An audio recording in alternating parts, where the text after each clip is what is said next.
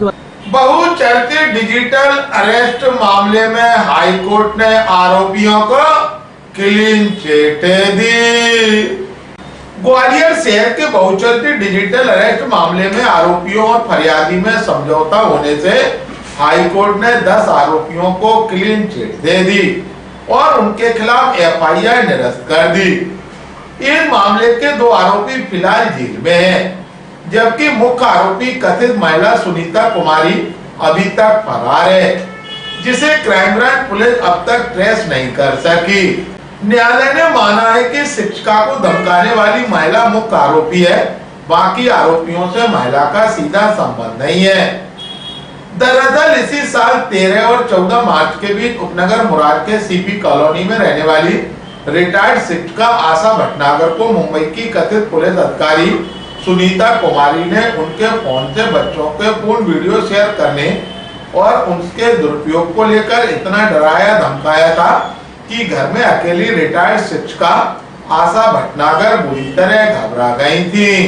उन्होंने उनके मुंबई में रहने वाली बेटी और दामाद से भी संपर्क नहीं करने की हिदायत दी गई थी।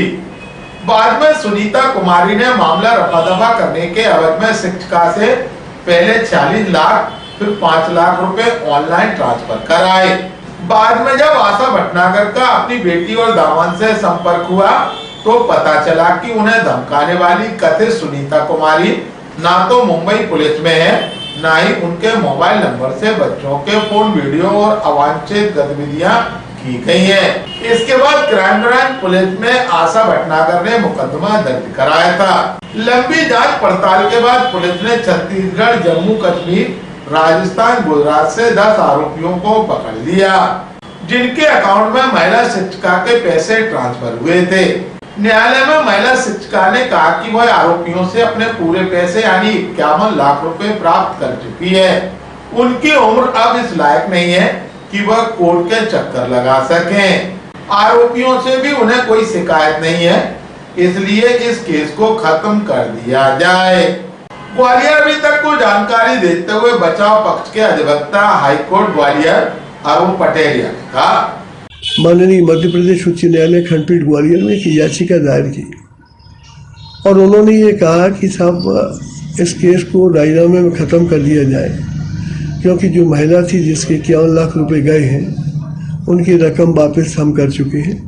और ये भी कहा कि इस केस से हमारा डायरेक्ट वास्ता नहीं है, क्योंकि जिस सुनीता कुमारी के द्वारा केस करना बताया उसे पुलिस ने पकड़ा नहीं है, वो जानती भी नहीं सुनीता कुमारी कौन है और पुलिस भी पकड़ नहीं पाई। देखा जाए तो मेन कल्प्रिट इसमें थी सुनीता कुमारी। सुनीता खुद आशा भटनागर की रिपोर्ट के अनुसार केवल एक सुनीता कुमारी उनके सामने आई थी।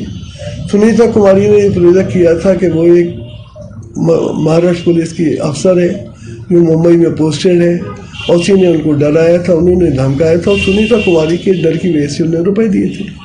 अनफॉर्चुनेट पोजीशन है कि पुलिस सुनीता कुमारी को ट्रेस ही नहीं कर पाई, तो जो मेन मुलजिम था वो तो इस केस में सामने आ ही नहीं। अब बाकी के लोगों को इस आधार पर मुलजिम बनाया था कि सुनीता कुमारी जिस बैंक अकाउंट से पैसे डलवाए थे वो फिर किसी और मुलजिम के खाते में गए, वो फिर किसी और खाते में गए, वो किसी और खाते में गए। तो अगर वैधानिक और कानूनी दृष्टि से देखें तो जो ये मुलजिम बने या कोर्ट के सामने अभी हैं, ये मेन मुलजिम नहीं है। ये तो केवल इसलिए कि मेन मुलजिम ने जो पैसा उनको भेजा उसको प्राप्त करने वाली थी। मेन मुलजिम तो सुनीता कुमारी थी, जिसे पुलिस थाना क्राइम ब्रांच ट्रेस नहीं कर पाई, पकड़ नहीं कर पाई।